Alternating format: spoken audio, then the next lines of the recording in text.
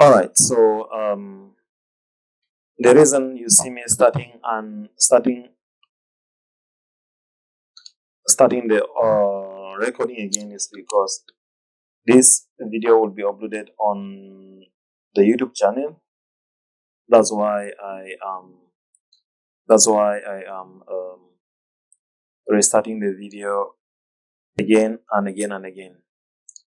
So let's continue with the second question, and I hope you are noting the answers down for your to make sure that where you had problems, you do not have those problems.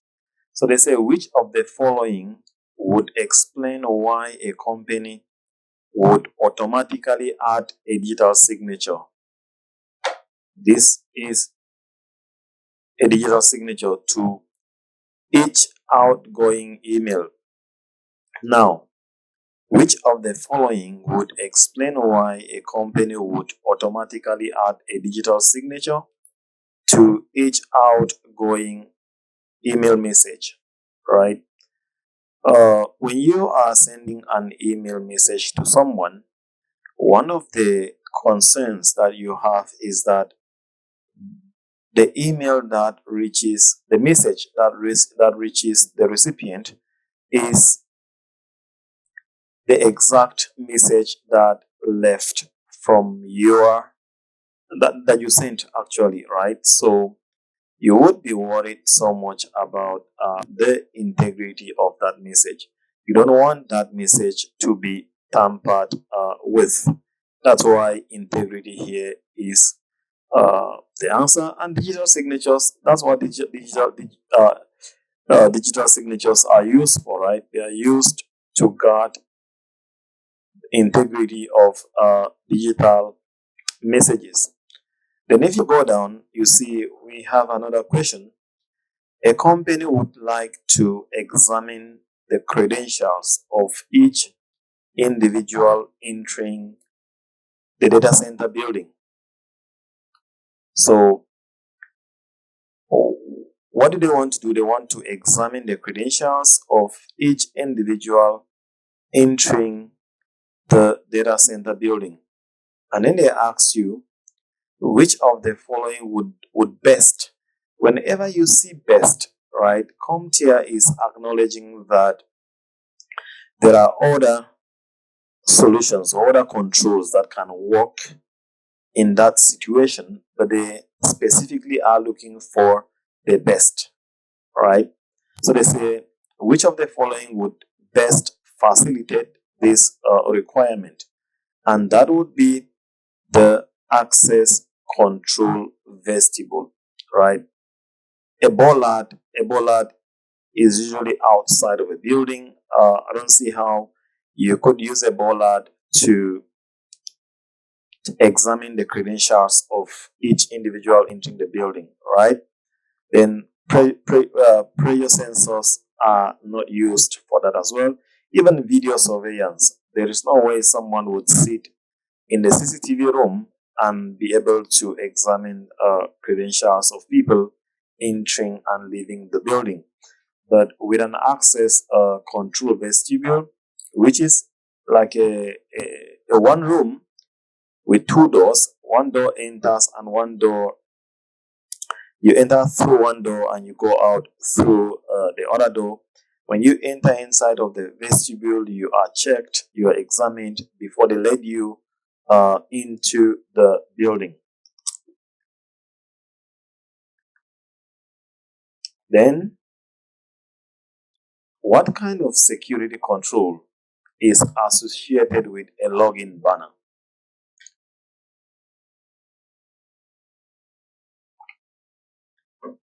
And login banners, by the way, are banners that you normally find on login forms. When you want to log in and then you see a splash or a banner on a login form, they're asking you which type of security control would be that, right?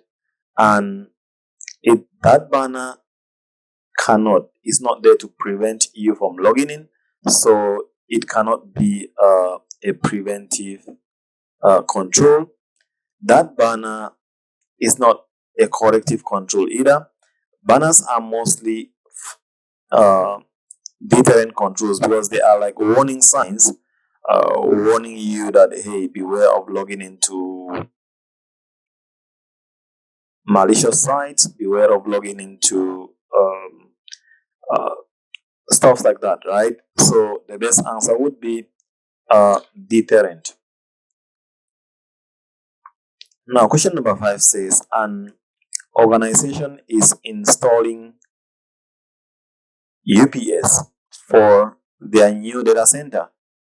You know what UPS is, right? UPS is uninterrupted power supply. It is there to enforce your main power supply.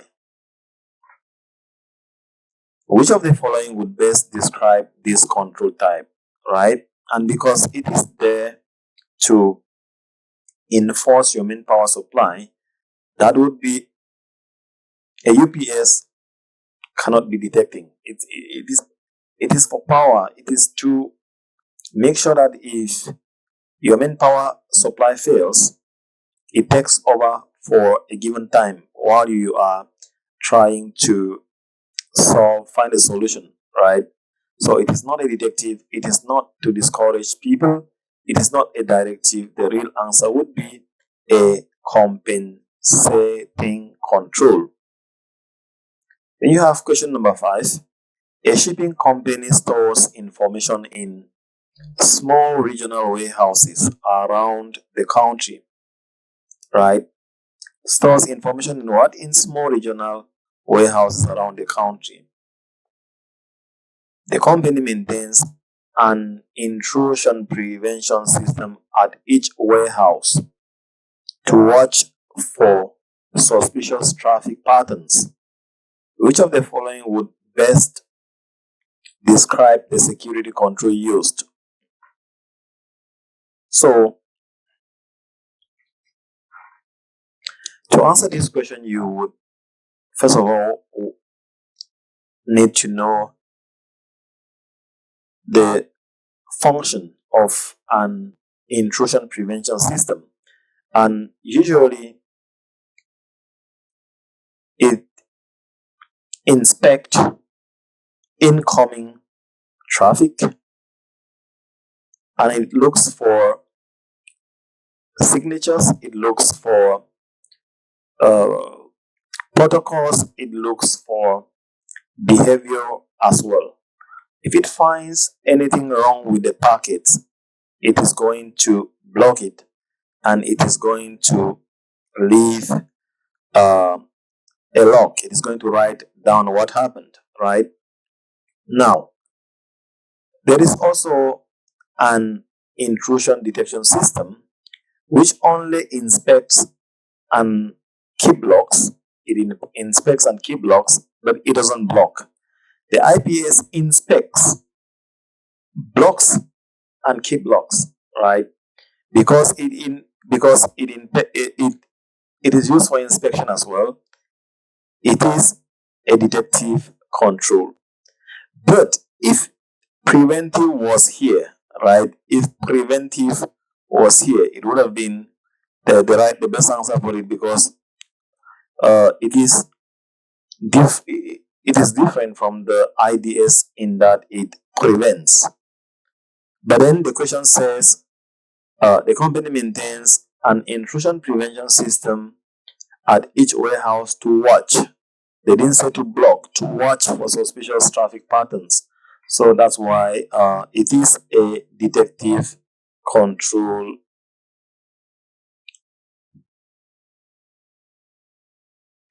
Question number 7 says, what type of security control is associated with corporate security policies, right? And when we reach module 5, I think the module 5.1 and module 5 is all about security governance and security program. I think security governance and program oversight, right? There is the first part of it talks about policies, procedures, standards, right? Standards.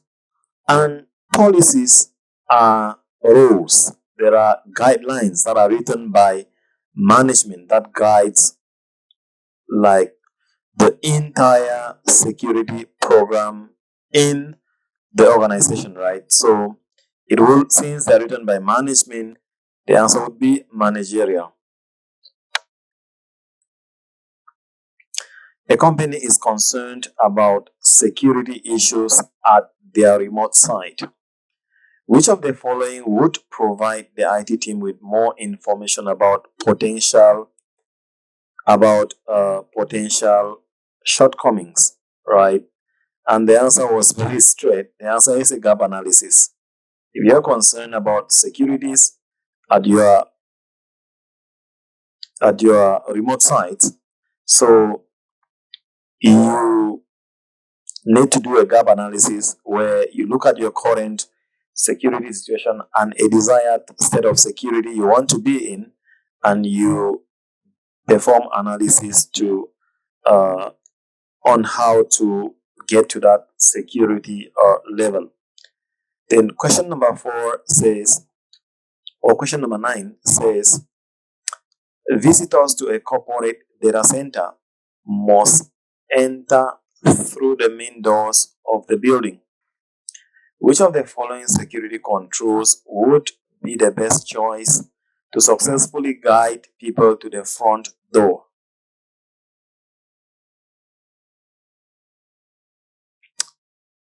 Visitors to a corporate data center must enter through the main door. So the problem is making sure that people can be guided to the front door. And they've said you should select 2. If you select 1, you fail. You select 2 before you pass. So one thing is that they can build a fence since it's around the building. And another thing is that they can put in bollards. So you're looking at physical security measures that can work well outside of the building. A security administrator has identified an keyword internally developed application which allows for modification of SQL queries through the web-based front end. Which of the following changes would resolve this vulnerability? So they have an application that was developed internally, right? But this application is vulnerable to SQL injection. So now, one thing you need to know is that most applications that are vulnerable to SQL injection to cross-site scripting, they have a problem, which is that they fail to sanitize user input. They fail to validate user input. So the best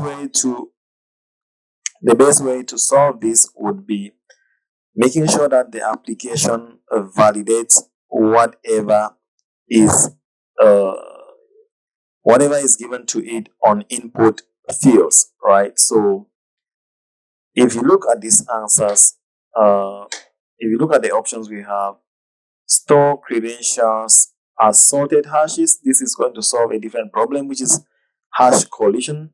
Verify the application digital signature solves a problem of integrity. Obfuscate the application source code solves the problem of confidentiality.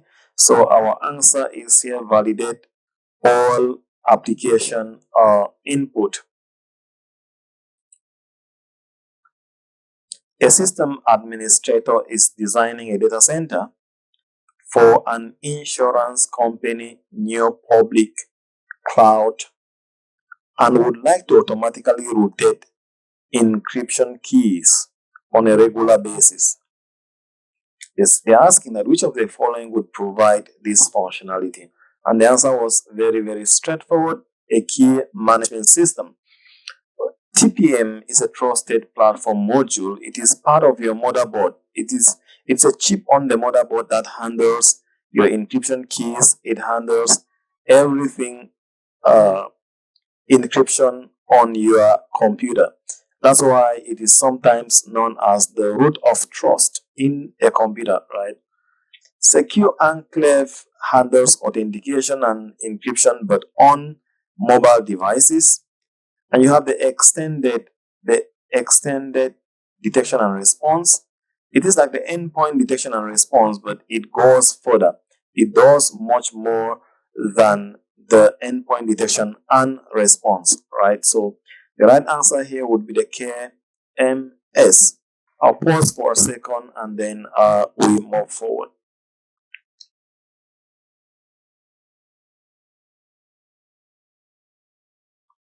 By the way, if you have a different if you had a different answer and you are still like no, my answer is the best, and you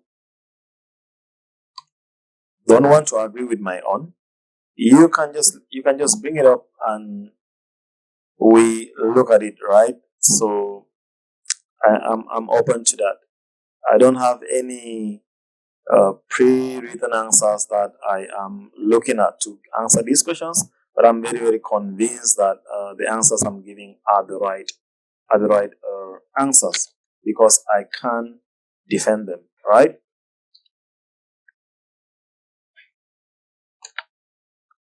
So question number 12 says a system administrator is implementing a fingerprint scanner to provide access to the data center. So which of the following authentication technologies would be associated with this access? When you need a fingerprint scanner, right? We talked about different authentication factors, and we had something you are, we had something you are, we had somewhere you are, we had um, something you have, and we had there are four of them. Something you are, something you have, somewhere you are, and something you know. All right. So a fingerprint is part of your biometric, which is something you are.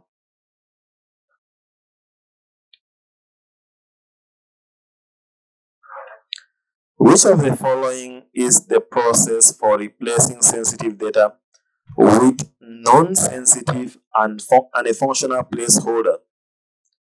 Which of the following is the process for you want to replace sensitive data with non-sensitive data, right?